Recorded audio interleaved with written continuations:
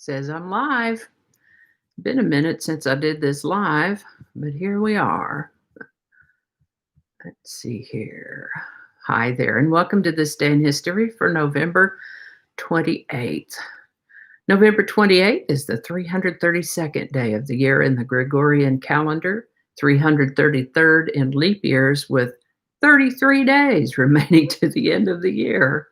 That's a lot of threes, isn't it? Well, I'd like to take a moment to mention that links to my research are included in the show notes.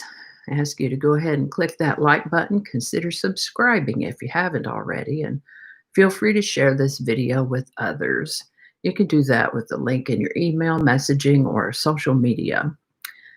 There's also a link in the show notes to my This Day in History playlist, and I'll put one up in the corner there in the iCards as soon as this is done with the live and renders. We'll have that up there for future reference. And with that, we're going to start with the birthday of Margaret Tudor, Queen of James IV of Scotland, daughter of Henry VII of England. She was born November 28th, 1489. She lived to the age of 51. We think maybe she had a stroke that took her. An expedition under the command of Ferdinand Magellan passed through the Strait of Magellan on November 28, 1520. It wasn't called the Strait of Magellan before he got there. They named it after him because he was the first one to go through. As I just had a little thought in my head of how did he know where it was? No, they named it after him. On November 28th, 1582, William Shakespeare and Anne Hathaway bought their marriage license in Stratford-upon-Avon. You could say that November 28th is the birthday of the oldest national scientific institution in the world. It was on this day in 1660 that the Royal Society of London for Improving Natural Knowledge was founded.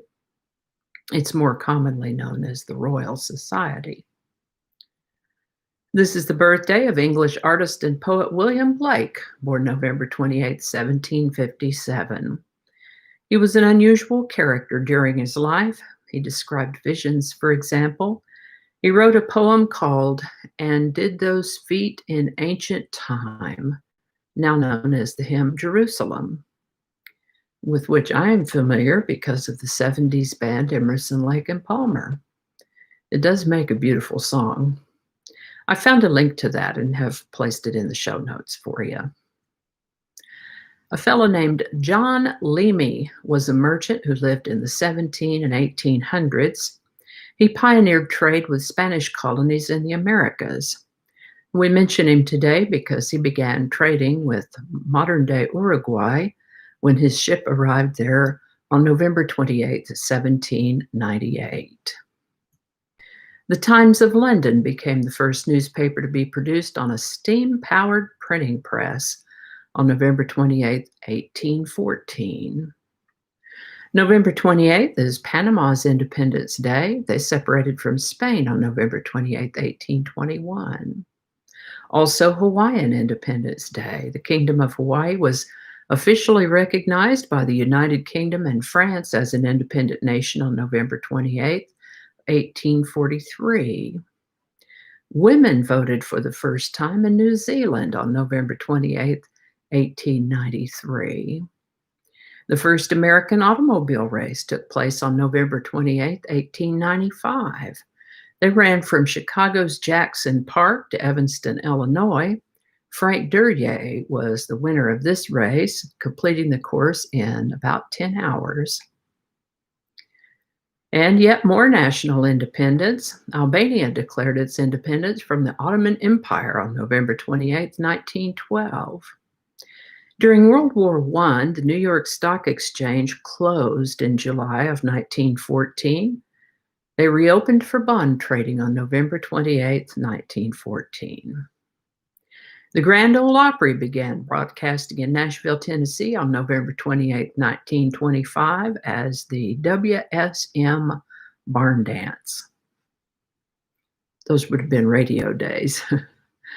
This is the birthday of American songwriter, producer, and founder of Motown Records, Berry Gordy Jr., born November 28, 1929. Bless his heart, looks like he's still alive, turns 91 in 2020. November 28, 1943, U.S. President Franklin D. Roosevelt, British Prime Minister Winston Churchill, and Soviet Premier Joseph Stalin met in Tehran, Iran, to discuss war strategy. This would be World War II stuff.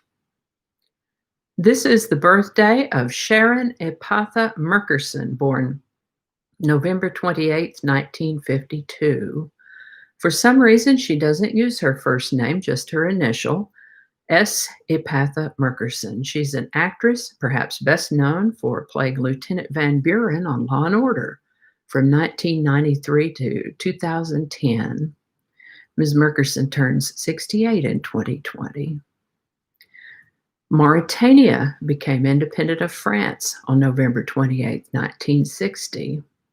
It's a big Independence Day throughout history for various nations. That's very interesting. NASA launched Mariner 4 probe toward Mars on November 28, 1964. On November 28, 1965, Philippine President-elect Ferdinand Marcos announced that he would send troops to help fight in South Vietnam. President Johnson had asked for more flags in the Vietnam War, and so Marcos said, yes, I'll add a flag to that fight. The first pulsar was discovered by astronomers on November 28, 1967. The last executions in Paris took place on November 28, 1972. Those were executions by guillotine. Hard to imagine that they were still using the guillotine as recently as 1972. British Prime Minister Margaret Thatcher resigned as leader of the Conservative Party and consequently as Prime Minister also on November 28, 1990. And that's all I have for you today. Thank you so much for hopping on this ride with me. Hope you learned something you didn't know before. I know I sure did. I always do. As always, links to my research are included in the show notes. I'll get the synopsis ready and add that to the show notes as well.